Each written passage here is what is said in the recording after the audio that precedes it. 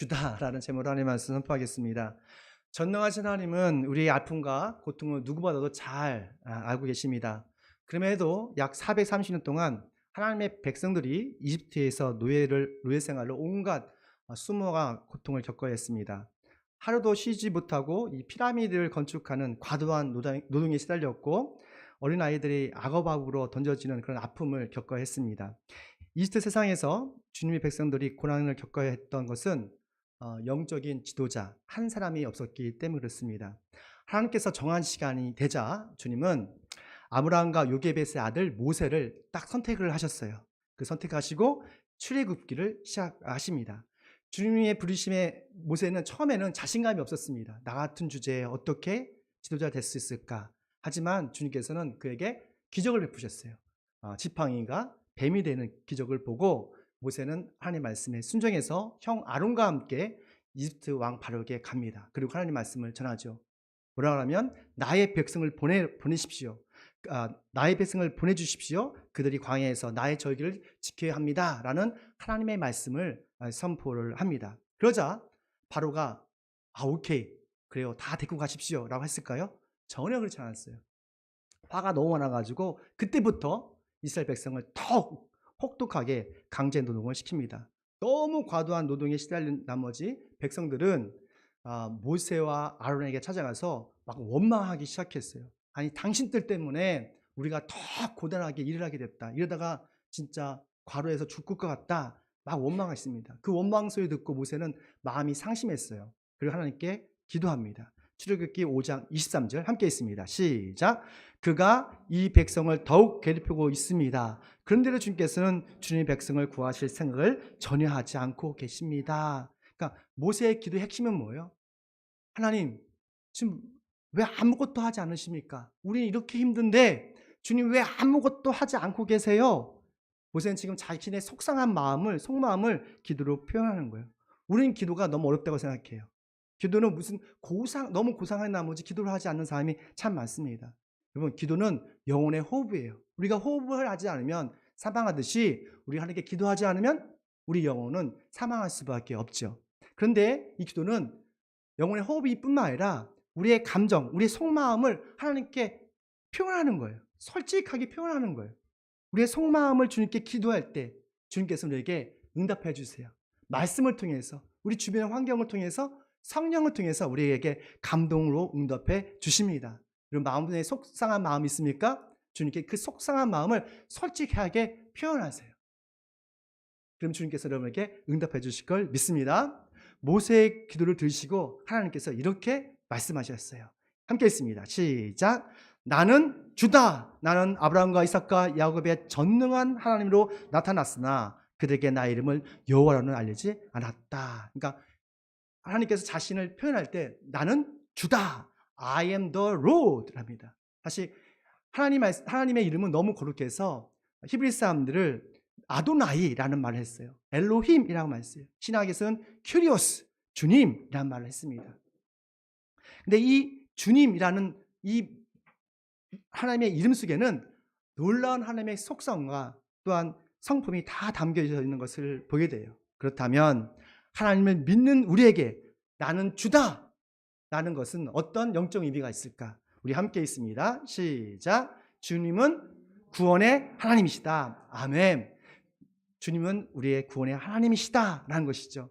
구원의 하나님은 우리의 일부에만 우리의 모든 문제를 해결하는 것이 아니라 우리의 모든 문제를, 삶의 모든 영역까지도 문제를 해결하시는 그런 구원의 하나님을 의미합니다. 우리 6절 말씀 읽을까요? 시작.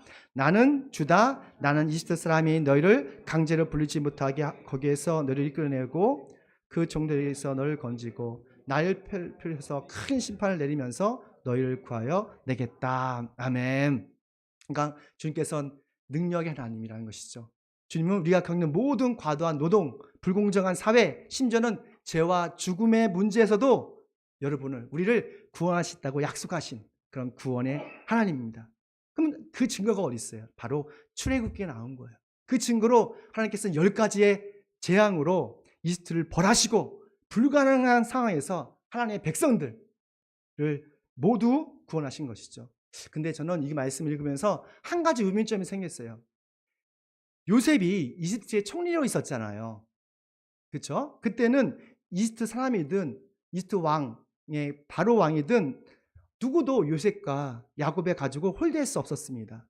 근데 왜 이렇게 이집트 세상에서 믿음의 사람들이 이런 홀대를 받고 고통을 당했을까? 이집트의 총리였었던 요셉이 죽자 그를 모르는, 요셉을 모르는 왕이 되어서 하나님 믿는 사람들에게 고통을 줬던 것이죠. 출애굽기 1장 8절 말씀 함께 읽습니다. 시작. 요셉을 알지 못하는 새 왕이 일어나서 이집트를 다스리게 되었다. 이 새 왕은 역사적으로 보면은 투투모세 1세라고 합니다. 요셉이 탁월한 영적 리더십을 해서 이집트를 잘 다스릴 때는 많은 사람들을 가뭄이라든지 경제적인 위기에서 다 구원했어요. 그런데 요셉이 한 가지 잘못한 게 있어요. 다음 세대에게 믿음의 유산을 남겨주지 못했던 거예요.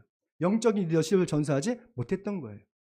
야곱의 거지 70명이었거든요. 이 70명의 가족이 고센 땅으로 와서 평생 목자로서 생활을 했습니다. 아마도 그들은 이집트 세상에 대해서 관심이 없었던 것 같아요. 정치에 대해서 관심이 없었던 것 같아요. 요셉은 하나님이 주신 영적 리더십으로 한 세대 동안 하나님의 그런 능력으로 이집트 세상을 잘 다스리고 많은 사람들을 구원했습니다. 하지만 다음 세대에게, 자녀에게 복음을 증거하지 못했던 것이죠. 하나님의 선택된 백성들을 그럼을 통해서 하나님의 선택된 백성은 큰 위기를 처하게 됩니다. 여기서 우리는 한 가지 진리를 깨달을 수가 있어요. 있을 때 잘하자. 뭐라고요? 있을 때 잘하자. 우리에게 돈도 있고 힘도 있고 능력이 있고 건강이 있을 때 겸손하게 그것을 나만을 위해 쓰는 것이 아니라 하나님의 나라와 공의를 위해서 쓰는 것이요. 나만의 행복을 위한 것이 아니라 바로 하나님께서 원하시는 다음 세대들에게 복음을 전하는 유산을 남기는 데 사용할 때에 큰 재앙이 없다는 것을 알 수가 있습니다. 우리의 사명은 다음 세대의 영적 리더십을 전수하는 거예요. 교회에서도 사실 우리 교회가 가서 다음 세대에게 사역을 준비시켜줘야 되는데 그게 못하는 것에 대해서 참 가슴이 아파요. 찬양 사역자도 필요하고 성경교사도 필요하고 복음 교사도 필요한데 또한 이 세상엔 건강한 정치인도 필요하겠죠. 이런 것이 없었던 것이죠. 여러분의 직장에서, 가정에서 또 여러분이 가는 곳곳마다 정말 다음 세대 영적 유산을 남겨주는 저희 되시길 축원합니다. 다음 세대에 영적 유산을 남겨주지 않으면 이집트 세상에서 믿음의 사람들이 자신의 자녀조차 지키지 못했던 그런 초라한 신세가 되어버립니다. 그러니까 아무것도 할 수가 없는 시대예요. 힘드셔도 정말 영적 유산을, 하나님의 공의와 정의를 여러분의 직장에서, 가정에서 생각하시길 바랍니다. 그런 상황에서, 절망적인 상황에서 그들이 할 수 있었던 것은 딱 한 가지예요. 하나님께 눈물로 기도하는 거였습니다. 하나님께 회개의 눈물을 흘렸던 것이죠. 주님께서 백성들의 눈물을 보시고 하나님께서는 놀라운 기적으로 그에게 응답하셨습니다. 하나님께서는 여러분의 기도에, 좀 여러분의 작은 시름에도 신실하게 응답하시는 하나님이십니다. 여러분 믿으시죠? 하나님께서 그 이스라엘 백성들이 아무것도 할 수 없는 그런 처참한 상황에서 기도할 때 주님께서는 엄청난 능력으로 그들을 구원하셨어요. 하나님께서 구원하실 때 두 가지 방법이 있더라고요. 구약 성경에 보니까 하나님은 놀라운 기적으로, 엄청난 기적으로 그들을 구원하셨어요. 홍해가 갈라지는 기적도, 그리고 만나를 주는 기적도, 그리고 불기둥과 구름 기둥으로 항상 함께하는 그런 초자연적인 기적을 이스라엘 백성들에게, 하나님 백성들에게 다 보여줬어요. 그런데 놀랍게도 그럼에도 불구하고 예전에 노예로 살았던 그 노예 습성 때문에 하나님께 감사하기보다는 작은 일에도 불평하고 원망하고 신경질을 부리더라고요. 그 위에 하나님께서 아셨던 것 같아요. 인간의 그 죄성을 알았던 것 같아요. 그리고 한 가지를 준비하게 됩니다. 그것은 주님이 예수님을 통해서 인간이 되셨던 거예요. 예수님이 십자가에서 죽으심으로 죄와 사망에서 사람을 구원하셨던 것이죠. 그래서 주 예수 그리스도를 믿는 모든 사람들에게는 하나님의 자녀가 되는 특권을 주십니다. 그뿐만 아니라 예수 그리스도를 믿으면 뭘 주시냐면 성령님을 선물로 주시고 또한 우리가 인생이 아니라 영생을 살 수 있는 놀라운 축복을 주시게 되는 거예요. 우리는 주 예수 그리스도를 믿음으로 구원의 사람이 되었습니다. 구원의 사람으로 오직 주님만을 찬양하고 주님과 순종하는 저희 되시길 축원합니다. 두 번째입니다. 시작. 주님은 언약의 하나님이라는 것입니다. 나는 주다라는 말뜻에는 주님은 언약의 하나님이다. 언약의 하나님은 우리에게 약속하신 모든 약속들을 반드시 지키시는 분이세요. 우리 7절 말씀 함께 했습니다. 시작. 그래서 너희를 나의 백성으로 삼고 나는 너희 하나님이 될 것이다. 아멘. 하나님께서 기르시는, 하나님께서 보호하시는, 하나님께서 함께 하시는 백성이라고 말씀하고 있어요. 반드시 여러분을 하나님의 백성으로 삼겠다라고 말씀하셨어요. 성경을 쭉 읽다 보니까 성경은요, 약속의 책이에요. 우리 사람은 약속을 밥 먹듯이 잊어버리잖아요. 근데 우리 하나님은 그런 분이 아니에요. 약속한 것을 100% 완벽하게 지키시는 신실하신 하나님이세요. 하나님은 한결같은 마음으로 믿음의 조상들에게 약속을 하나씩 하시고 그것을 이루어가세요. 지금도 오늘도 여러분에게 하나님께 약속하실 거예요. 마음속에 약속을 주실 거예요. 그 약속을 붙잡으십시오. 반드시 그 약속을 이루실 걸 믿습니다. 창세기 12장에 보면 주님이 하나님 아브라함을 선택하시고 부르시면서 한 가지 약속하셨어요. 여러분 아시죠? 너는 복의 근원이 되라 라고 말씀하셨어요. 복의 근원이 되라. 그런데 아브라함은 100세에 이삭을 딸랑 한 명 낳습니다. 복의 근원이 된다는 것은 사실 불가능해 보였어요. 하지만 주님은 아브라함이 아브라함이 아들 이삭을 바칠 때 그 순종에 할 때에 그 약속을 확증시키십니다. 창세기 22장 17절 말씀 시작. 내가 반드시 너에게 큰 복을 주며 너의 자손이 크게 불어나서 하늘의 별처럼 바닷가의 모래처럼 많아지게 하겠다. 너의 자손은 온 세상을 차지하시겠다. 아니 아멘. 이게 놀라운 말씀 아닙니까? 100세에 딱 아들을 한 명 낳습니다. 이삭을 낳았어요. 그리고 믿음의 순종을 했을 때 하나님께서 약속하신 말씀이에요. 인간적으로 계산하면 아무리 생각해봐도 불가능한 이야기예요. 근데요, 놀라운 것이 있어요. 이 약속이 가나안 땅이 아니라 바로 이방인 땅 이집트라는 곳에서 폭발적으로 하나님께서는 자손을 불어나게 하십니다. 여러분 다 아신 것처럼 출애굽으로 들어갔을 때 야곱의 가족은 70명밖에 안 됐어요. 근데 430년 만에 60만, 남자만 60만이라는 민족이 됐어요. 즉 족속이 한 민족이 됐어요. 그것도 약속의 땅이 아니라 그렇게 살기 어려운 이집트에서 하나님의 약속을 성취하신 거예요. 우리가 믿는 하나님은 불가능이 없으신 주님이십니다. 전능하신 하나님입니다. 주님께서 하신 약속은 반드시 현실을 만드는 그런 전능하신 하나님이에요. 그런데요, 대부분의 사람들이 하나님의 약속을 신뢰하지 못하고 불순종하지 못해요. 하나님이 너무 답답하셨어요. 그래서 언약의 증표를 사람들에게 보여주세요. 여러분 생각나는 언약의 증표가 뭐가 있어요? 비가 오고 개었을 때 나오는 무지개. 노아에게 무지개 언약을 주셨어요. 아브라함에게 할례를 주셨어요. 모세에게 십계명을 주시고 안식일 주시고 성막을 주시면서 이것이 나의 언약이야 라고 알려주셨어요. 사람에게 세워주기도, 사람의 몸에 새기기도 하고 이 자연 속에서 자연을 통해서 하나님을 알게끔 하겠어요. 그럼에도 사람들은 하나님의 약속을 신뢰하지 않고 불순종하자 마지막으로 새 언약 New Covenant 미안합니다. 새 언약을 준비하셨어요. 그 새 언약은 너무너무도 큰 희생이 필요했어요. 그것은 사랑하는 아들 예수 그리스도를 십자가에 못 박는 것이었습니다. 예수님께서 제자들과 함께 마지막 만찬에서 이렇게 제자들에게 말씀하셨어요. 함께 했습니다. 시작. 이 잔은 너를 위해 흘리는 내 피로 세우는 새 언약이다. 즉 하나님의 아들 예수님은 새 언약을 맺기 위해서 저와 여러분을 위해서 자신의 살과 피를 다 내어주신 거예요. 십자가에서. 십자가는 바로 하나님의 사랑, 새 언약의 증표인 것이죠. 그래서 우리는 십자가의 희생으로 육신의 할례에서 마음의 할례를 받게 된 거예요. 십계명에서 복음으로 살게 된 거예요. 안식일이 아니라 안식을 뛰어넘는 주일을 지키는 거예요. 성막에서 교회로 사는 새 언약의 사람이 된 것입니다. 새 언약의 사람으로 날마다 주님과 동행하며 날마다 평안을 누리시길 축원합니다. 세 번째입니다. 시작. 주님은 교제의 하나이시다. 나는 주다라는 것은 교제하는 하나님, 나와 함께 동행하면서 우리가 슬플 때, 우리가 기쁠 때 함께 동행하기 원하시는 하나님입니다. 많은 사람들이 교회에 다니지 않아도 하나님에 대한 인식이 있어요.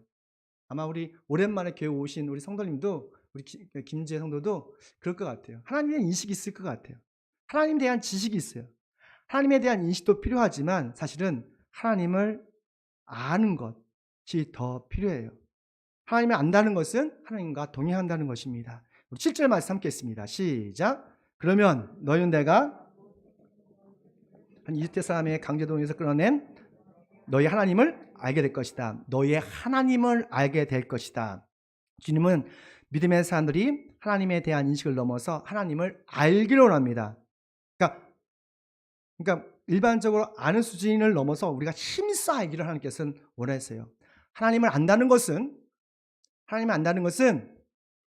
그냥 인식하는 것이 아니라 하나님을 경험하는 거예요. 하나님을 경험하는 거예요.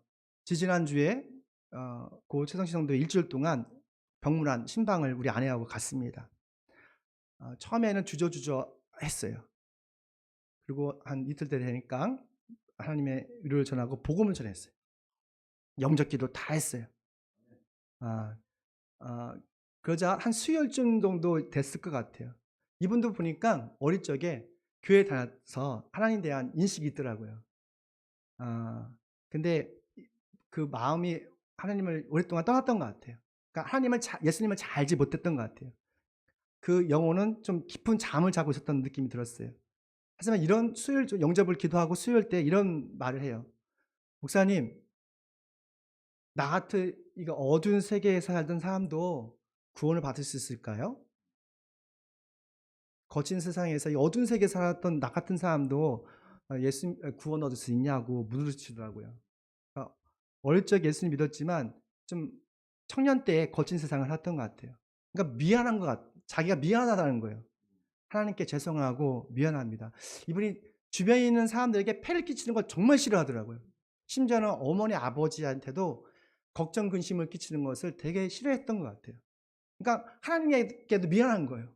아니 내가 막 살아 이렇게 어두운 세상에서 어둡게 살았는데 이게 구원 얻을 수 있습니까? 하나님은 우리가 생각하는 것보다 더 사랑이 크고 은혜가 충만하신 분이십니다. 이렇게 말씀을 전했어요. 그리고 예수님께서 십자가에 달려 죽으실 때 왼쪽에 강도와 오른쪽에 강도가 있었잖아요. 왼쪽 강도는 예수님을 부인했고 또 모욕했지만 오른쪽에 있는 강도는 이런 말을 했지 않습니까? 예수님, 주님의 나라가 들어갈 때에 나를 기억해 주세요. 나를 좀 기억해 주세요라는 말 한마디만 했어요. 예수님께서 그러자 이런 말씀하셨습니다. 누가복음 23장 44절 함께 읽을게요. 시작. 너는 오늘 나와 함께 할렐루야. 아멘. 오늘 네가 낙원에 나와 함께 있을 것이다 라고 말을 하셨어요. 그처럼 하나님께서는 한 사람 한 영혼을 구하기를 귀중히 여기십니다 라는 했더니 그분이 아멘 하시더라고요. 너무 그래서 이분이 믿음의 구원의 확신이 있구나 라는 확신이 들었습니다. 하나님에 대한 인식은 있지만 하나님을 잘 알지 못하면 복음과 하나님의 나라에 대한 죄송함과 미안함이 있을 수 있어요. 하지만 예수님을 사랑을 할 때, 예수님의 사랑을 할 때 우리는 복음을 받아들일 수 있습니다. 예수님에 대한 안식을 넘어서 예수님을 더 깊이 알아가시길 바랍니다. 그러면 일상에서도 하나님의 평강을 누리게 될 것입니다. 또한 예수님께서 우리의 모든 필요를 채워주시잖아요. 그리고 죄와 죽음에서 하시잖아요. 근데 그 이유가 있습니다. 그것은 날마다 우리와 교제하기 원하세요. 만나고 싶어 하세요. 누군가 내가 사랑하게 되면 그 사람을 자꾸 만나기 싶고 대화하고 싶고 하고 싶지 않습니까? 마태복음 3장 14절 말씀 함께 읽습니다. 시작. 예수께서 12를 세우시고 예수께서 그들 자기와 함께 있게 하시고 또 그들에게 보내어 말씀을 전파하게 하시며 귀신을 쫓아내는 권능을 가지게 하시는 것입니다. 여기선 예수님께서 제자를 부르신 목적이 있습니다. 여러분에게 뭘 주기 위해서? 성령의 능력, 권능을 주기 위해서. 능력을 주기 위해서 일상에서 날마다 승리하는 그런 멋진 사람이 되게 하기 위해서 부르셨대요. 그리고 복음을 전하기 위해서 부르셨대요. 또 한 가지 가장 중요한 거. 나와 함께 하기 위해서. 무슨 말이에요? 예수님과 날마다 교제하기 원하신다고요. 예수님은 딴 거 다 필요 없어요. 여러분이 중요해요. 여러분의 재산, 여러분의 시간, 여러분의 무슨 업적 그것보다도 여러분이 중요하다니까요. 너무너무 여러분과 함께 24시간 교제하시고 대화하고 싶으시는 거예요. 그런데 어느 교인은 1년이 지나도 교회에 한 번 안 오는 분들이 있어요. 주님을 떠나서 자신의 기쁨만을 살아가는 사람이 있습니다. 좋아하는 여행, 재미있는 영화, 맛있는 음식점에 가는 것은 시간과 재정을 아끼지 않으면서 교회 가는 것을 무슨 소가 도살장에 끌려가는 것처럼 억지로 오는 사람들이 있어요. 이것은 예수님 마음을 다시 한번 십자가에 못 박는 그런 아픔을 주는 것과 똑같습니다. 교회는 하나님의 집입니다. 따라합시다. 교회는 하나님의 집입니다. 매 주일마다 하나님의 집에 오셔서 주님과 교제하며 놀라운 하나님의 축복을 누리시길 축원합니다. 마지막입니다. 우리가 주님에게 교제할 때 축복을 받는다고 해요. 주님은 축복의 하나님이시라는 거예요. 복의 근원이신 하나님은 믿음의 사람에게 복을 주시기 원하십니다. 이 복은 그냥 단순한 돈을 많이 버는 걸 넘어서 하늘의 복과 땅의 복을 풍성한 삶을 주시기를 원하시는 거예요. 우리 8절입니다. 시작. 그 땅을 너에게 주어 너희의 소유가 되게 하겠다. 나는 주다. 자꾸 나는 주다가 3번씩이나 나와요. 내가 반드시 이것을 이루겠다는 거예요. 여러분, 하나님께서 오늘 이 시간 여러분에게 하늘의 복과 땅의 복을 주시길 원하십니다. 그걸 받으시길 축원합니다. 이집트에서 노예 살던 이스라엘 백성은 사실 땅 한 평도 없었어요. 하지만 하나님께서 말씀에 순종해서 믿음의 여정을 떠나는 그 순간에 백성들에게 가나안 땅을 준비하셨습니다. 그 약속은 여러분 다 아시는 것처럼 여호수아를 통해서 가나안 땅을 다 정복하게 하시고 아주 공정하게 제비를 뽑아서 12지파에게 땅을 주셨어요. 그 땅을 주신 분은 누구세요? 하나님이세요. 복의 근원이신 하나님은 우리에게 하늘과 땅의 복을 주시기를 원하십니다. 근데 주실 때 그냥 막 주시는 게 아니라 우리의 믿음의 분량에 맞춰서 주시더라고요. 우리가 믿음의 분량이 어느 정도에 따라서 많이 받을 수 있고 적게 받을 수 있어요. 그래서 우리는 원망하지 못하는 거죠. 사실 우리가 지금 현재 가지고 있는 소유 이 모든 것은 뭐예요? 하나님의 선물이에요. 왜냐하면 주님께서 창조주 하나님이시기 때문에 그렇습니다. 우리의 시간, 우리의 재정, 우리의 재능, 건강, 우리 인생조차도 사실은 모든 것이 하나님의 것입니다. 주님께서 우리 잠시 동안 우리에게 맡겨주시는 거예요. 그래서 믿은 사람은 우리가 가진 소유를 자랑하는 것이 아니라 복의 근원이신 하나님을 자랑하고 찬양하는 거예요. 전지전능하신 하나님은 주님을 향한 우리의 마음과 생각을 너무너무 잘 아십니다. 오늘 우리 여러분 주님의 몸된 교회에서 헌신하시고 봉사한 것 주님께서 다 기억하고 계세요. 그리고 큰 감동이 있으세요. 그리고 생명책에 여러분의 모든 공로와 헌신을 다 기록하고 계세요.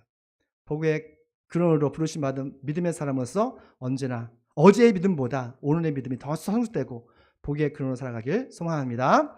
마지막으로 요한계시록 2장 19절 말씀을 읽고 말씀을 마치겠습니다. 시작. 나는 네 행위와 네 사랑과 믿음과 성령과 오래 참을 알고 또 네 나중 행위가 처음 행위보다 더 훌륭하다는 것을 안다.